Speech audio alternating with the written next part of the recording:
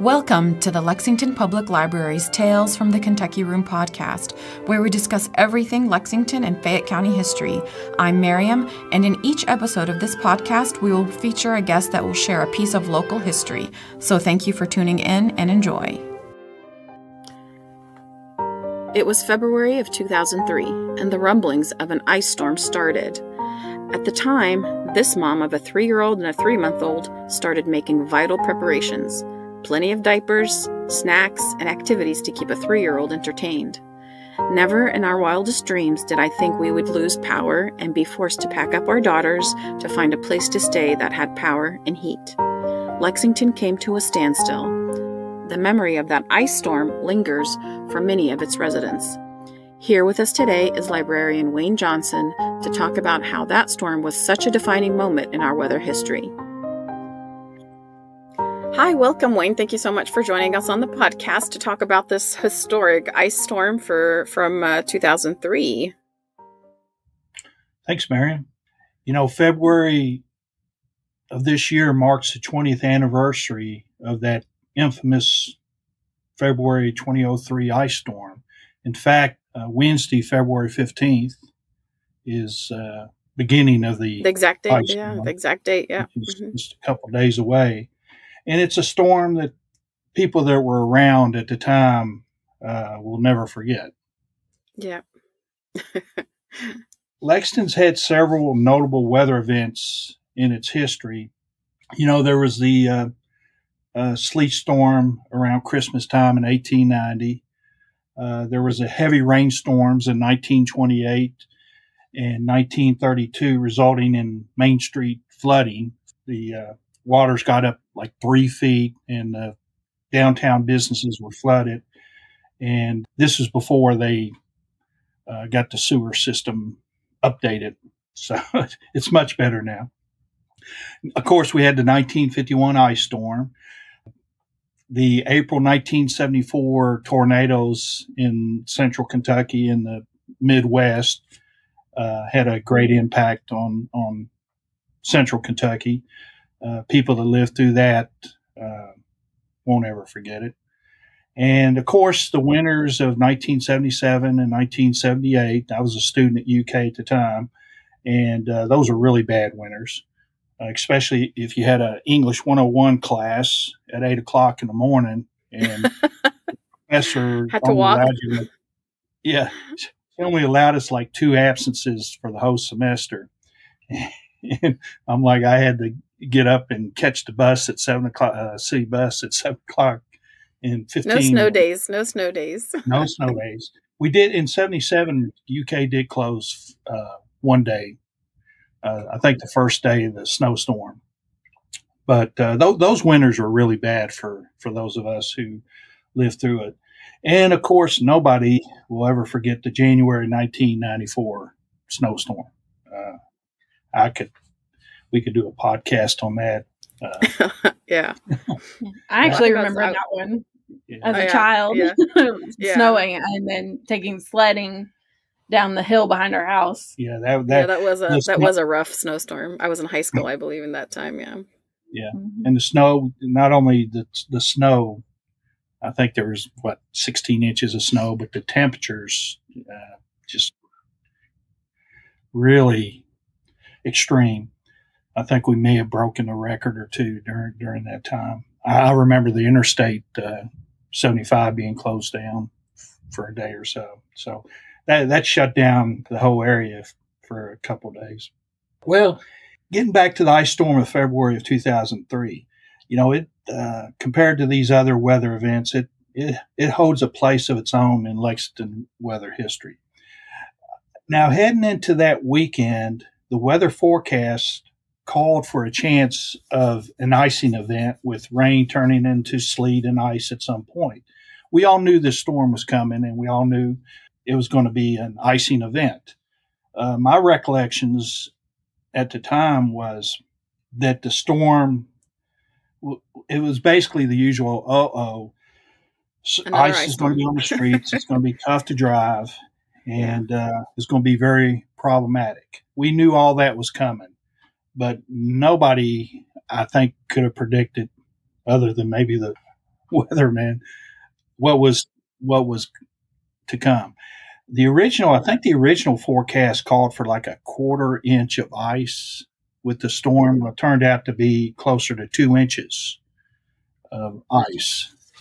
And, of course, that really played havoc with our utility wires and poles. Of course, yeah.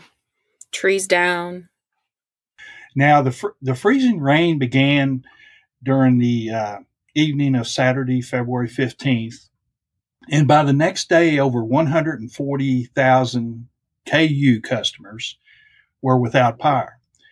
My recollection was our power went out Sunday morning. That's my memory. We lost a tree in our front yard later on that day, and we were sitting in. My wife and I were sitting in the kitchen, and I just heard a crack, and looked out, and my tree in the front yard was gone. The interesting thing about that, I have 2 trees. I had 2 trees in my front yard, and the one that fell seemed to me to be the sturdier. I'm not an expert on trees, but seemed to be a more sturdier tree than the other one that survived. So I always wondered about that. Probably that tree was protecting the other tree from the wind and ice and all that. But anyway, my tree, unfortunately, was not the only tree that was toppled over in Lexington. Hundreds of trees fell over, some knocking down power lines and poles. And as a result, trees and limbs and wires were strewn all about the city of Lexington. It was really bad. Roads were blocked with debris. Schools were closed, even UK. I know the library was closed, I think, Monday and Tuesday. I think we came back to work on Wednesday. But I was without power for the whole week. Yeah. Yeah, so were we. Yeah, we were.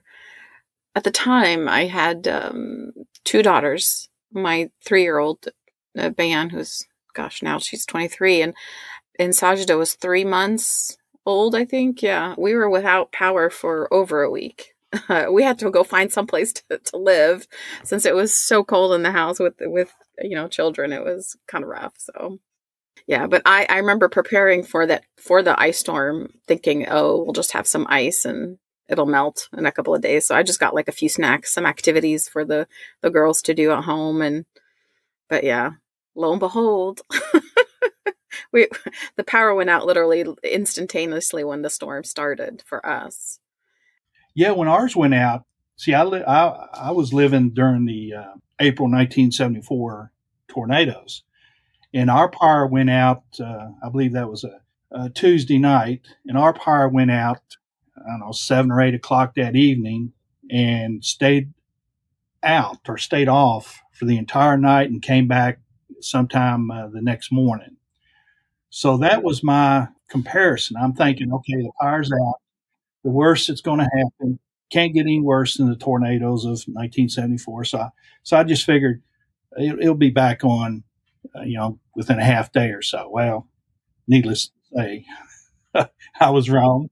And my wife, I actually told my wife, Joan, early on, I said, hey, it'll come back on in a half day or so.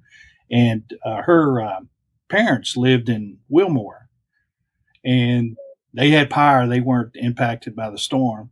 And it was the retirement home, Wesley Village, which is in Wilmore. And so by Monday, she had been fed up with not having power. So she went ahead and went to Wilmore to stay with her parents. Then my mother-in-law called me, I think, Monday night, and was asking me, come on over. We got hot water and food and heat. And I said, that's all right. I'll just stay here. Little did I know I'd be out without electricity for a week. I would have took her up on the offer if I knew I was going to be without electricity like so many in Lexington. How did you stay warm, Wayne? Well, that's a good point. We had an insert down in the basement And of course, I had plenty of wood, and my next door neighbor is always well stocked with wood. And I think I got some wood from him. So I had enough wood to burn in the insert for the whole week. Of course, with the electricity being out, the blower on the insert didn't work. But if you situated your chair, which I did down in the basement, close enough to the insert, you could stay warm. I had my battery operated radio and I had a flashlight. So I pretty much lived down in the basement, lit some candles for the whole week.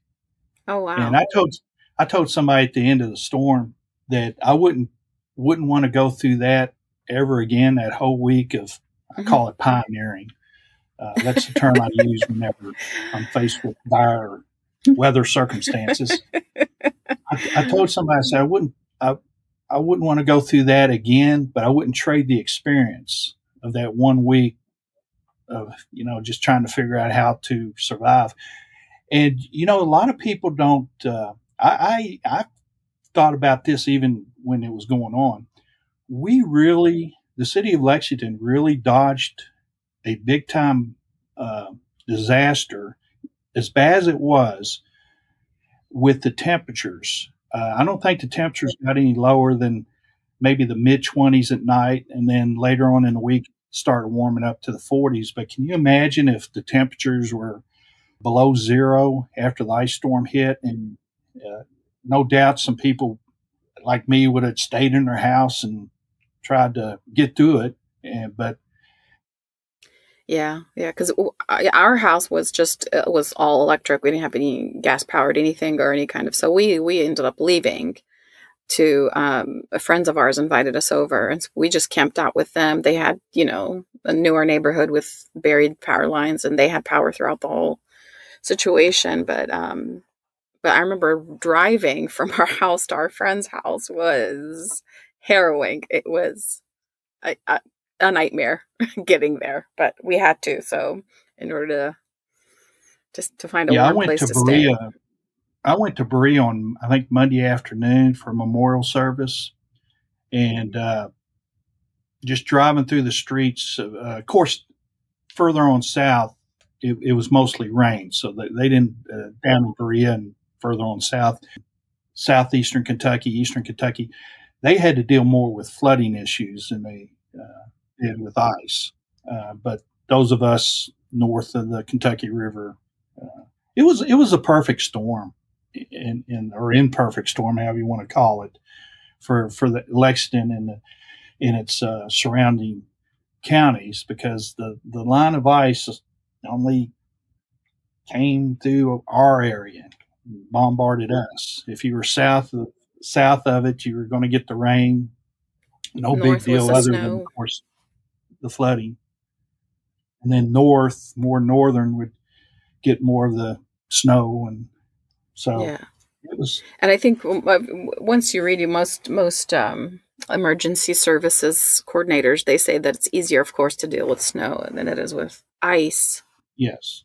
But have you noticed, Wayne, that like every ice storm that we get in Lexington, our city, I guess, becomes a little more better equipped to deal with it?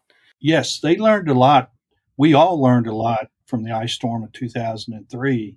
Tree trimming probably may not have been a big time focus for the utilities. It was afterwards. I know there was a spokesman for KU, I believe, that said that it wasn't the lack of tree trimming that, caused the disaster. It was the entire trees falling down. But the tree trimming, probably, or lack of tree trimming, probably did add more to the problem. It's interesting that I was just thinking about this the other day when I was behind my fence line at my house doing yard work.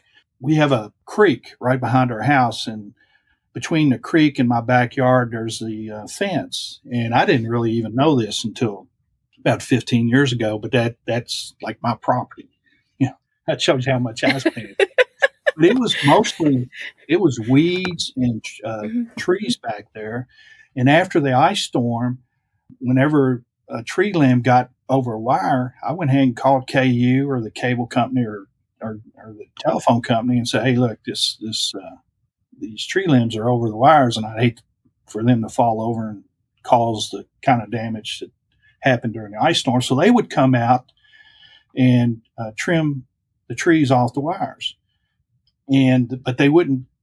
They just let the tree limbs drop behind the fence and just left them there. So I finally started about 15 years ago. I finally started going back there and just picking up the old tree limbs and tossing them out. And then I got to thinking, this would be a good project. So I started a project of borrowed my neighbor's tree trimmer, and I started sawing the tree limbs, and eventually got the whole back area there cleared off.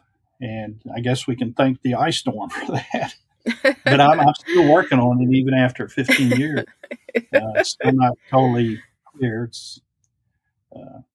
But yeah, tree trimming. There were some questions about whether tree trimming was being done enough of it before the ice storm. Mm-hmm. Mind you, in recent years, it's become more of a controversy than it is, with where certain neighborhoods kind of protesting the tree trimming and tree cutting projects from the electrical company. And that's a different subject and another podcast in of itself. But sometimes cities kind of have to weigh the negatives and the positives of these remedies in order to avoid, big catastrophes like what happened in the ice storm of 2003.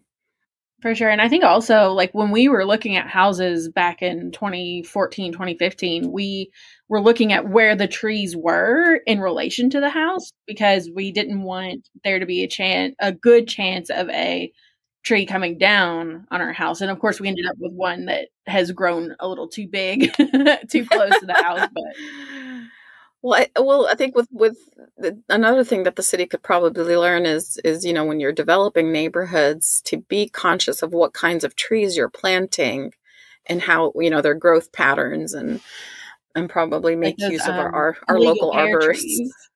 Oh, my goodness. Most street have those Bradford pears that are just so brittle that, even after the other day when we had the really strong winds, I was driving down my mom's street that has all Bradfords, and there were just limbs everywhere. They're just so brittle. They just come down. Yeah. Yeah. And they're very invasive. The roots kind of, pull up the sidewalks and stuff. So people, you just have to be careful about what kind of trees you plant around the neighborhoods to begin with. So, yeah, there was a KU official. They had to appear before the city council to describe what they were doing for the ice storm. And, the tree trimming aspect came up, of course. And one of the KU officials said something very interesting, and I have to agree with him. He said, people in Lexington love their trees. They don't like people coming around cutting down their trees. Yeah. Mm-hmm. So there is that balancing act, keeping them trimmed and then keeping the people happy. The problem with what happened during the ice storm was just the amount of ice on the trees and the tree limbs and the wires. And, repairs, people were probably frustrated with how long it took for the repairs. But, first of all, they had to clear the streets for the utility people to come in to make the repairs. And it wasn't just a simple repair to replace a wire or something. They had to, unhook the wires from damaged poles, and then they had to remove the poles, and then install new poles, replacement poles, and then put the wires back up. So it wasn't just a simple bringing a pole and sticking it up and hooking up a wire. There was a lot of more involved in it. And one electrician at the time for a local electrical company said he's never seen anything like it. Hundreds of contractors were making house calls to replace meter boxes ripped off the sides of homes by falling trees. And one thing I think a lot of us learned, I know I did, and I know a city council member mentioned this too. I never knew that until that ice storm that the masthead, utility masthead is hooked up to our house. That is the property owner's responsibility. It's not the utility company. So if it's damaged, it's the homeowner's responsibility. And it's like with the limbs and all the debris that fell down. Well, if it's in the street, the city cleaned it up. But if it's in your yard, you had to clean it up. And I know that we, after the storm hit and then we got our electricity back, I was a volunteer for one of these community organizations. I think at the time it was called First Link. And we would go out and volunteer to help people clear their yards, elderly people that couldn't clear them themselves. So we went out and a lot of debris out there. I know. It has to go somewhere. Yeah. So now there was lots of complaints about the communication between the utility companies and the city officials and the customers. And a good example of the frustration of this lack of communication, I guess you could call it. Property owner had like a masthead ripped off his home, and wires were in his yard, and he called in to report it. And then I think they went somewhere to stay at somebody else's house. In the meantime, KU got their service back up and running, and lo and behold, it caused a fire in the house. Their house was destroyed as a result. So the communication, I think we really learned a lot about how to communicate during these kind of disasters from the 2003 ice storm. And like I said, I think you got to think of the positives. That as far as I know, we did not lose anybody as a result of during the ice storm week. Now I know there was a couple men who were trimming trees about a month later, cleaning up debris from the ice storm that had hit a power line or something when they were on their ladder and they were electrocuted, and that was a sad thing. But during the ice storm, I don't think we lost anybody here in Lexington.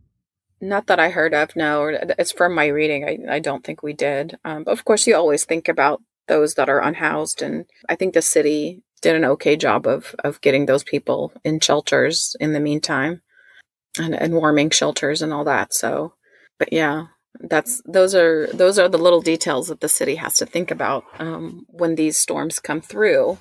They did have not only the city formed committee and filed a report on how the utilities did during the ice storm, but the Kentucky State Public Service Commission issued a report. It was 61 pages long. I actually printed it out and was trying to read through it. It was pretty complicated unless you're a utility person or... Yeah. A lot of technical details. Yes. But if anybody's interested, you can just Google 2003 ice storm and Kentucky Public Service Commission, and it should be like your first hit if anybody's interested in reading the report. The report basically said that the utility workers and the utilities did a great job, getting power back on, did the best they could, did make some recommendations. For an example, they thought the communication could be maybe improved. At the time, of course, the Hispanic population was growing. Yeah, it was a large population in Lexington and growing, but they didn't have a Spanish speaker during the ice storm. So that was one of the recommendations they made. And but overall, the report said that the utility workers just did a very good job getting us back up and running. Yeah. Yeah, and it was a major disaster, so. You can learn from those types of things. And sometimes you just got to take the bull by the horn and say, it's up to me to get through this. Sometimes the government can't save you for everything. Sometimes it's up to you to, like the Old West, got to be a pioneer. Yeah. To this day, I keep water in my garage just in case, enough to survive for a few weeks, and some non-perishable goods, and just in case the government and people that will be there to rescue you, it may take them a few days to get there. So I always consider that. Yeah, I mean, it's always important to be prepared for those things, in terms of food, water, and your source of heat, especially in the winter. So Now, what got me through, I had the same meal every night that week. Arby's, for some reason, was open. I would go up to Arby's and get one of those Martha's Fresh sandwiches and order potato cakes and an apple turnover every night for that whole week. Mountain Dew, and take it thank home. God for those Arby's workers. Yeah, and that kept light Wayne up fed. light up a fire in the insert and my candles, and turn on the radio and have my dinner. That's how I survived. Now I don't know if you recall it, Mariam, but I do recall how I knew our power was back on. Now the utility officials told people, look, turn off your appliances and so forth, because when the electricity does come back on, you don't want to have a big, power surge. So I paid attention to that, but I always kept my porch light on because I knew coming home from work, I think we got back to work on Wednesday. Coming back to work, when I pulled down the street and I saw my porch light wasn't on, I said, another day without electricity. Well, I happened to work that weekend, the following Saturday, the 22nd, February 22nd, and got off work at 5 o'clock and went home. And of course, my porch light's not on. So, oh no, not another night without electricity. So my next door neighbor had just pulled up in her vehicle, and we were out there talking. And I don't know if it was her that said it or me that said it, but one of us said, wasn't that just a flicker? And we caught a flicker of something, a light or something. And then we looked around and my porch light was still off. And I'm like, well, it's not my porch light. And it couldn't have been more than 10 seconds later. We're standing there in front of my home. My porch light comes on. And we were just like the happiest people of all time. I'm like, hey, we got electricity back on. Unfortunately, the folks across the street were still without, I believe they were still without electricity. I don't think they got theirs on until like the next day, but if I remember correctly. But that's how I learned that my electricity is back on, is just a little flicker of my porch light. And then about 10 seconds later, it just came on. And it's funny, the things you take for granted. We take our utilities and our water and all that for granted, but when we lose them, we really appreciate. Yep. Thank goodness. Thank goodness for those small gifts. And I think the city did a good job with their response. They opened up emergency shelters, and I think Mayor Isaacs formed a emergency operations center. And I still recall listening on the radio every night when KU would give their reports, but they couldn't tell you when you're going to get your electricity back on. Another thing too is they had priorities. Hospitals, nursing homes, public safety were first in priority of getting the power back, and then they would go to areas with the most residents or businesses or what have you to get the power back on. So they did prioritize what they worked on. And unfortunately, I guess it's fortunate. I'd rather have the nursing homes and the hospitals have power. If I have to sit down in my basement without electricity, they have it. That I'm good with that. But there was a chart in the Public Service Commission report, and like I said, anybody that wants to learn more about this ice storm, this Public Service Commission report that came out a year later, they really did a thorough analysis of storm. But they had a timeline of KU outage restoration. And on February 16th, one day after the storm started, 146,000 customers were impacted, were without electricity. And then on February 17th, it was down to 66,000. Then on the 18th, 50,000. February 19th, 34,000. You can see it gradually going down. February 20th, 25,000. February 21st, 17,000. And my lucky day, February 22nd, it was down to 13,000. So most of the people got their electricity back on within a week. There were some that took a few days past, up to maybe 2 weeks. Yeah. Yeah, ours was a week. I don't remember the exact date. I don't have as good of a memory as you do, Wayne, but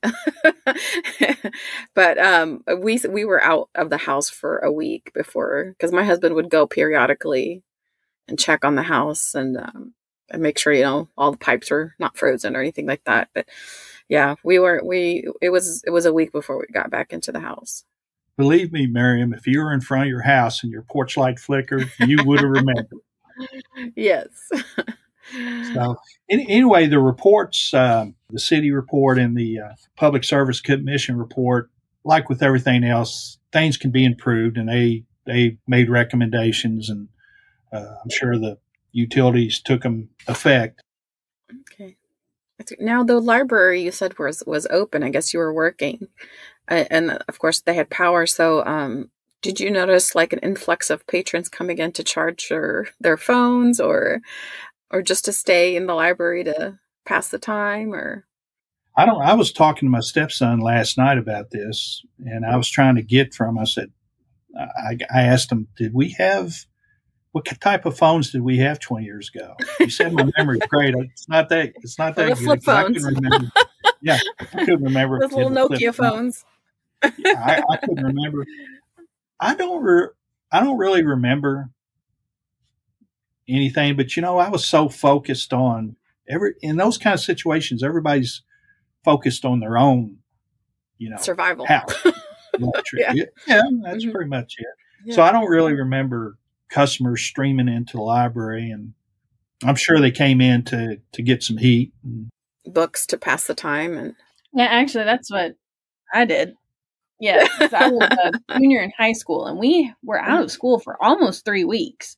And we were at the time thinking, oh, well, we're not going to get to have spring break. Like, that was our biggest worry. Like, there's no spring break this year because we've been out for most of February. But I think the second week we came down to Central because we lived in a newer house that had buried power lines. So we never lost power. And so we came down to Central, and I was in my opera phase.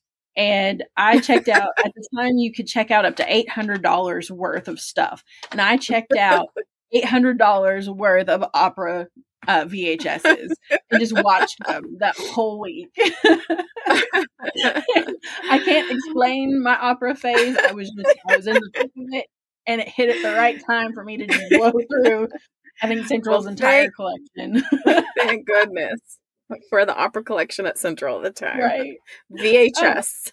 Yes, on VHS. There were no DVDs really, I don't think, circulating. I think we had a DVD player, but wait, do you remember if any of the branches lost power? I don't. I don't remember. Yeah. I probably need to go back over the board minutes and look. Again, it's like you're just concerned about your own little area. Yeah. I seem to remember maybe one of the branches, I think, had more of an impact than the others. I have to look at. We talk about the storm, but we haven't talked about the finances of the storm. Of course. Nearly $40 million was spent by the city and area utilities in restoring service to Lexington residents. KU spent $22.5 million.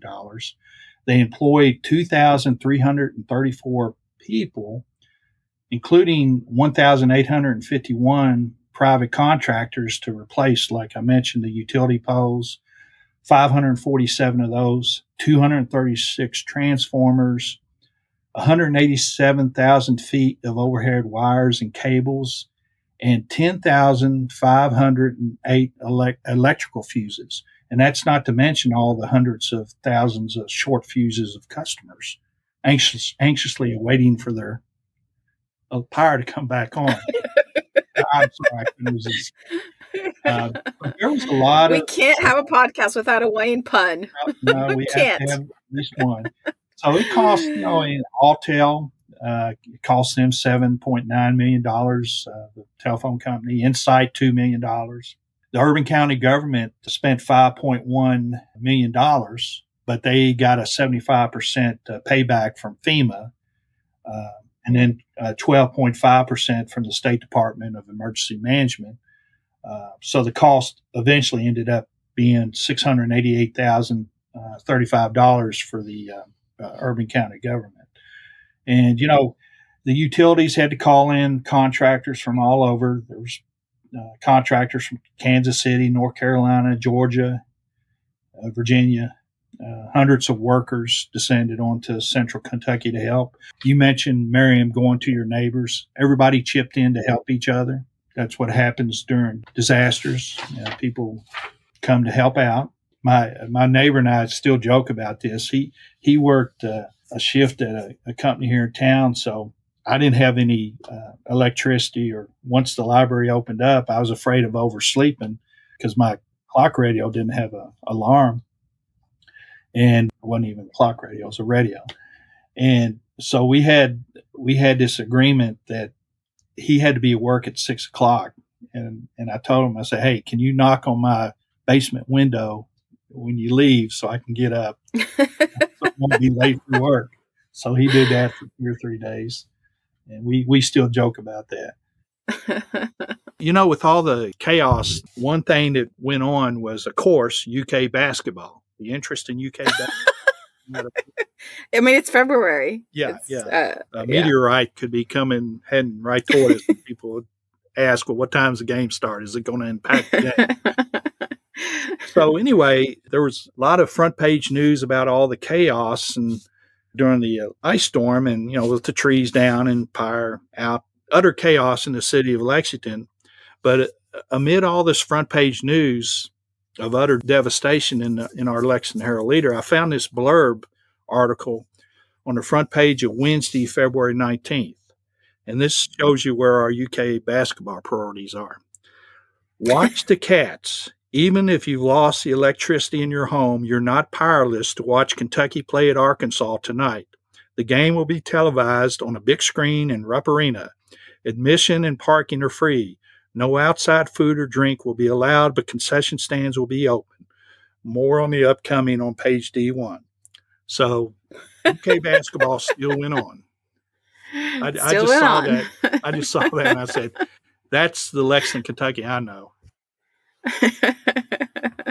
Yeah, the ice storm, that was, I've never experienced anything like that in all my years here in Lexington. Like I said, I've experienced the storms. I used to deliver papers, so I've been out in the morning times during plenty of bad weather, but that one was something else. Yeah, it sure was.